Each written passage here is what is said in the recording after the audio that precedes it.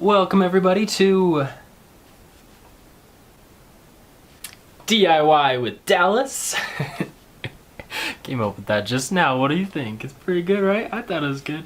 Anyways, continuing on. So as you can see behind me, it's not my normal background. This is actually the entertainment system, I think is what you would call it. It just looks kind of like cabinets right now. So this, it was in my room, just kind of scooched over a little bit, and it had my TV in it. And then I got a new TV for Christmas because I just had like a little 32-inch or something.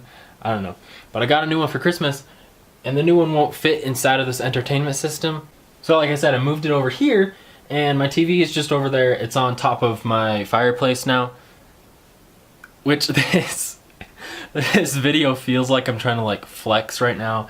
These are just things that we've had lying around the house because we're not rich, we're hoarders. Anyways, so I had this. I scooched it over because we didn't really have room. I didn't want to go through the hassle of taking it out of my room. It's a lot taller than you can see in the frame. So I had this idea to repurpose this. So I decided to build a terrarium and put it inside of here. So let me move this stool and we'll open up these doors and show it off a little bit. Yeah, it's a little simplistic right now. I need more sticks and things to hold up more plants to kind of fill it up. And this was completely all 100% homemade by me. I got some, plywood, put it all together, paint. Everything, by the way, that I'm showing here is animal safe. It's animal friendly. So you don't need to worry about that. I do my research for my paint and my sealants and all those other things that have gone into building this. So if we take the camera off here, which I also have this little heat gun to keep track of the heat. I have a heating pad in here, which I'm gonna drill a hole for the cord. Right now I just kind of have it hanging out. But again, it's not really done right now. I want a lot more, things in here. Plants, places that he can hide so he doesn't have to just go into these little hides, which are just upside down Tupperwares. But he's gonna get a lot bigger, so I'll be able to get him real hides. Which, I know what you're thinking as well. Wow, Dallas, this is amazing. This is awesome. How are you so perfect at everything you do? Oh, I don't know. I wonder this every day about myself. Just kidding. There's a lot of complications along the way. Lots of mistakes were made. Like these locks, for instance. This is my dumbest moment in this project. It's not really focusing on them, but that's fine. So I put these locks in here on the top and the bottom. And I didn't want to go through the hassle of drilling through the glass and finding little tiny screws that are gonna work. So I kind of just super glued them on there. And then after doing that, if you lock it here, I realized this problem where when they're both locked, you can just you can just pull it open because I'm an idiot and it's fine. Locked. All right, 100% secure. Oh, hang on a second. It opens outwards, not inwards. So these locks are useless. They're just kind of handles now. It's fine. So I fixed that. I drilled a hole, put the screw in here, and I just have a nut that I have a wing nut that I tighten against the glass, and it holds it in place. Oh, also another mistake I had here. So I have the glass kind of inside this wooden piece that I cut down the middle and just stuck the glass in, siliconed it in. And then I had the problem when I put on the hinges of the glass closing and not being 100% tight against the wood here. So I just got some weather strip like you would get for a car, put it up there. Yeah, that was actually my dad's idea. Yeah, here's the inside of the tank. I have just a single stick right now. Like I said, I'm gonna be putting more in here. Did I even say what's going in here? Guys, all right, let's back this up a bit. I got a snake. It's a California king snake. I'll show you him in a second. He's not in here yet, so don't worry. Yeah, so I have the hides. I have a heat pad under here with a hide for the warm side if he wants to hide in there. If he wants to get cooled down a little bit, he has a hide over on the cool side. There's water bowls in the corner there. And so this is just aspen bedding that you would use for a hamster or a guinea pig. 100% safe for snakes. I've seen a lot of people that use it. It's just a lot easier to clean than, say, like if I filled it up with some dirt or soil that I have done in the past with my terrariums.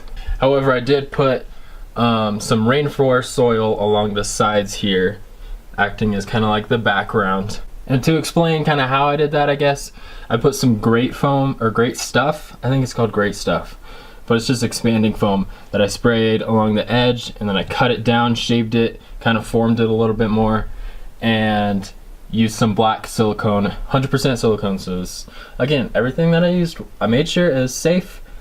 I know what I'm doing here. This is not my first rodeo.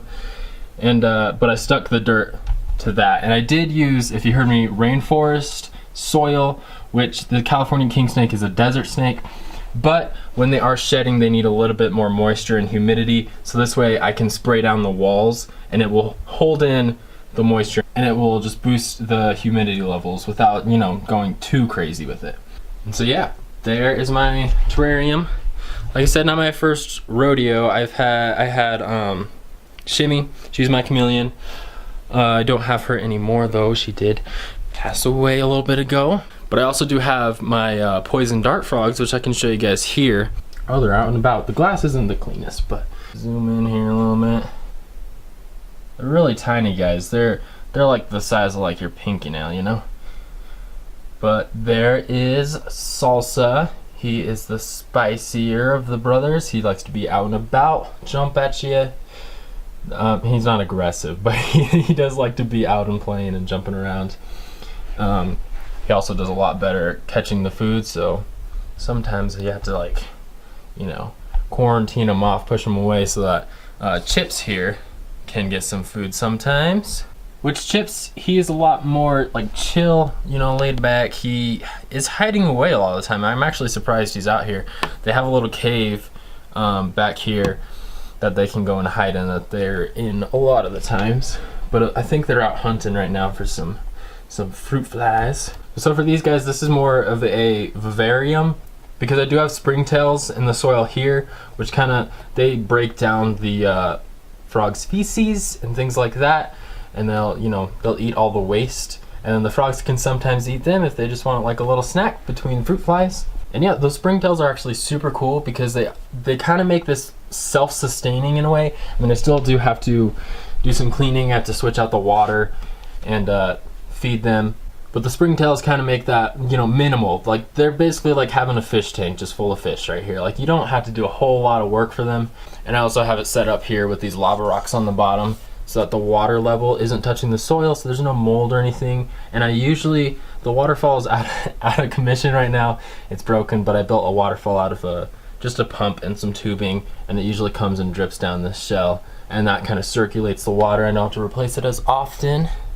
I also learned, as you can see, to use black silicone and black great stuff if you can find that. I didn't find that with the snake terrarium, but because the dirt will fall off, and you know, you don't want like these yellow spots just showing all over the place. And also, this is like real moss and things that are it's another type of moss. I forget what it's called, but so everything is pretty much alive in here, which I think is super cool, and it also makes it just a lot easier on me. So anyways, though, back to the snake. You guys want to see him? I got him from Backwater Reptiles yesterday, and so he's just in this little container just waiting for his new home. Jeez, that freaking hurt. So you can kind of see him in there. He's a curious little guy. He's just been watching me film. So guys, this is Lucifer, my baby California king snake. He has a stripe all down his back there. Pretty sweet, black and white guy. Aw. He also has a little heart on his head. I'll try and get some close-ups with the macro lens. We'll see if any of that turns out. He's like, hey, something's looking at me. Yeah, it's alright, buddy. Yeah, super docile. He's just a very curious little guy. He's like, oh, what's going on? Pretty cool though. You want to see your new home?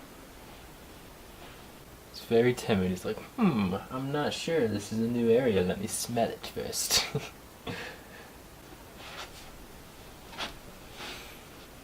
I don't know, he doesn't want to go in. He doesn't like it. After all that hard work, Lucifer, you're really gonna do me like this? Freaking rebel. Anyways, thanks for watching, guys. Sorry it wasn't like a normal video. Probably not very funny. I kind of just like nerded out and explained a bunch of things. But trust me, I could have went on for hours and explained a lot more. Anyways, thanks for tuning in. And I'll see you next time.